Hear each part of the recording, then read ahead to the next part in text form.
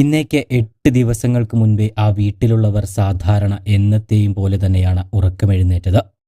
എന്നാൽ അവിടെ നിന്ന് ഈ ദിവസം വരെയും അവർ ഉറങ്ങിയിട്ടുണ്ടാവില്ല. ശരിക്കും ഭക്ഷണം കഴിച്ചിട്ട് പോലും ഉണ്ടാകില്ല.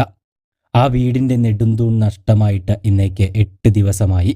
ഇത്ര വലിയ ഒരു ദുരന്തം നടന്നിട്ടും അസാമാന്യമായ പക്വതയോടെ പിടിച്ചുനിന്ന ഒരു കുടുംബമായിരുന്നു ഇവരുടേത്. ആളുകൾക്ക് മുന്നിൽ കണ്ണുനീർ അവർ പുറത്തേക്കൊഴുക്കാതെ പിടിച്ചു നിർത്തി. അർജുൻ ഇന്ന് വരും നാളെ വരും എന്ന പ്രതീക്ഷ അവർ ഇതുവരെയും നിലനിർത്തി. വീട്ടിലെ ആളുകൾക്കും ബഹളങ്ങൾക്കുമിടയിൽ അർജുന്റെ കുഞ്ഞിനെയും തോളിലിട്ട നിറകണ്ണുകളുമായി നിൽക്കുന്ന ആ പിതാവിന്റെ രംഗം ഓരോരുത്തരുടെയും കണ്ണ് നനയിക്കുന്ന ഒന്നുതന്നെയായിരുന്നു.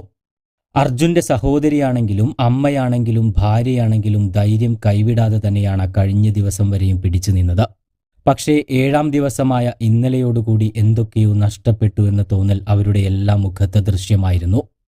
ഇന്നലെ വിങ്ങിപ്പൊട്ടിക്കൊണ്ടാണ് അർജുന്റെ ഭാര്യ മാധ്യമങ്ങളോട് സംസാരിച്ചത്.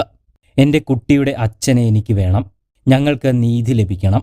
ഇതുവരെ ഞാനൊരു മാധ്യമങ്ങളുടെ മുന്നിൽ പോലും വന്നിട്ടില്ല. ഇനി എനിക്ക് പറ്റില്ല. അവസാനമായെങ്കിലും എൻ്റെ അർജുവേട്ടനെ എനിക്കൊന്ന് കാണണം. കണ്ണീരടക്കാനാവാതെ കൃഷ്ണപ്രിയ പറഞ്ഞ വാക്കുകളായിരുന്നു ഇത്. കേരള ജനത ഒന്നടങ്കം അർജുനു വേണ്ടി കാത്തിരിക്കാൻ തുടങ്ങിയിട്ട് ദിവസങ്ങളായി.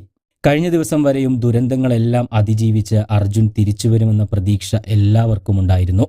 പക്ഷേ ഇപ്പോൾ ആ ഒരു പ്രതീക്ഷ അസ്തമിച്ചുവെന്നാണ് അർജുന്റെ സഹോദരിയടക്കം പറയുന്നത്. ഇന്നലെ അർജുന്റെ അമ്മ മാധ്യമങ്ങളോട് പറഞ്ഞത് അവൻ ജീവനോടെ ഇനി തിരിച്ചുവരുമെന്ന പ്രതീക്ഷ ഇല്ല എന്നാണ്. സൈന്യം വന്നിട്ടും സൈന്യത്തിന് വേണ്ട നിർദ്ദേശം കിട്ടിയില്ല. പട്ടാളത്തെ അഭിമാനത്തോടെ കണ്ടവരാണ് ഞങ്ങളെല്ലാവരും.